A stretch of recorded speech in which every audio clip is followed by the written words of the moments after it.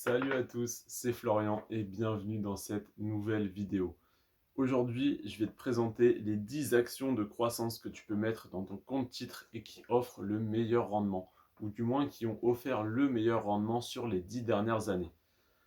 J'ai analysé tous les ETF, toutes les actions pour PEA et compte titre dont j'ai entendu parler depuis mes débuts en bourse. Et j'ai fait un classement qui m'a pris énormément de temps. Je t'offre cette liste des meilleures actions de croissance, actions à dividendes et ETF pour PEA et pour compte titre, totalement gratuitement, et elle est en premier lien dans la description.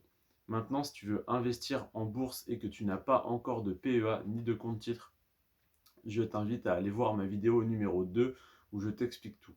Sinon, tu peux directement cliquer sur le lien Boursorama dans la description, rentrer mon code de parrainage pour récupérer ton bonus de 80 à 130 euros, puis créer ton PEA dans la banque la moins chère du marché, ainsi que ton compte titre.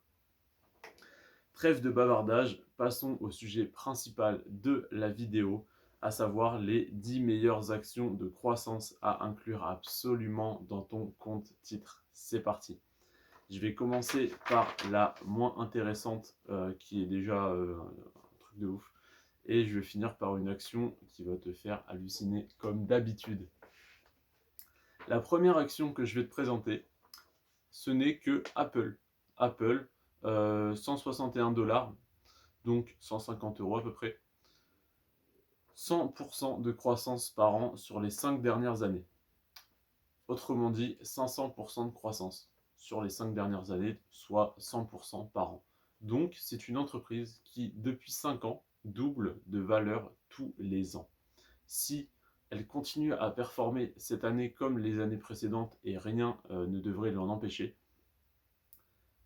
les 161 $ que je t'annonce aujourd'hui, si je refais la même vidéo dans un an, elle devrait être à 322 $.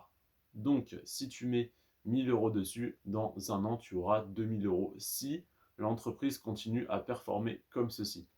Ce qui est une performance exceptionnelle, mais ce n'est que la 10e entreprise de mon top 10. À savoir que Apple verse 0,5% de dividendes, c'est pas énorme, mais si elle continue de grandir à cette vitesse-là, ça le deviendra. Donc ça, c'était l'entreprise la moins intéressante que je te présenterai aujourd'hui.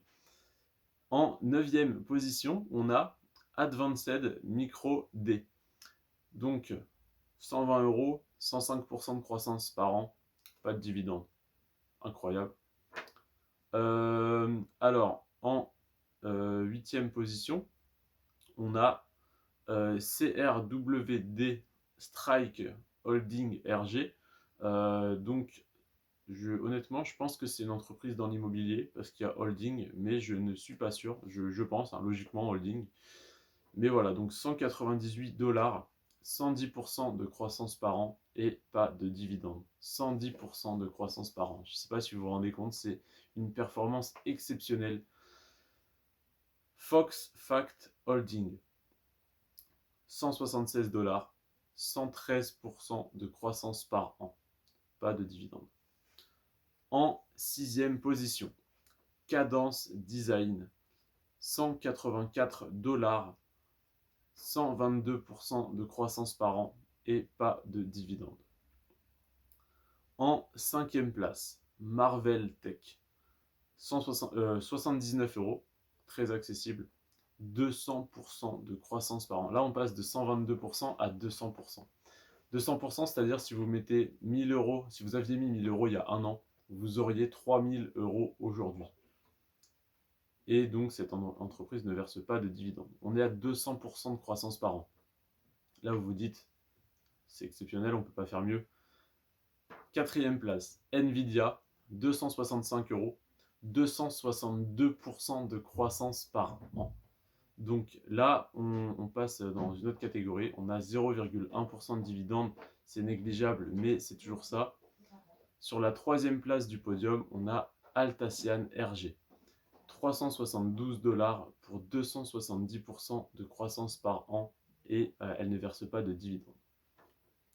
En 2e place, CLTD, 263 $ et là on passe les 300 $ les 300% de croissance par an avec 303% de croissance et pas de dividendes.